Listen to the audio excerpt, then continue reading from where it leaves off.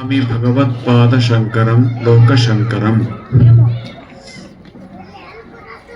ದುರ್ಗಾದೇವಿಯ ಸನ್ನಿಧಿಯಲ್ಲಿ ಸೇರಿರುವ ಎಲ್ಲ ಬಂಧು ಭಗಿನಿಯರೇ ಹಾಗೂ ಮುದ್ದು ಮಕ್ಕಳೇ,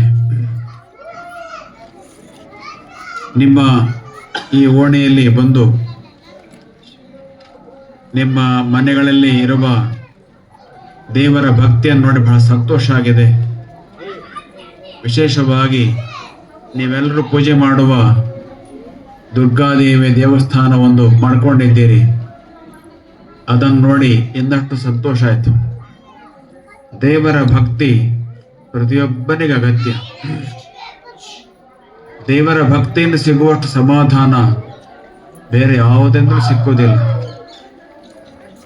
ದೇವರ ಭಕ್ತಿಯಿಂದ ಮನುಷ್ಯ ಉದ್ಧಾರ ಆಗ್ತಾನೆ, ಅವನು ಯಾರೇ ಆಗಿರಲಿ.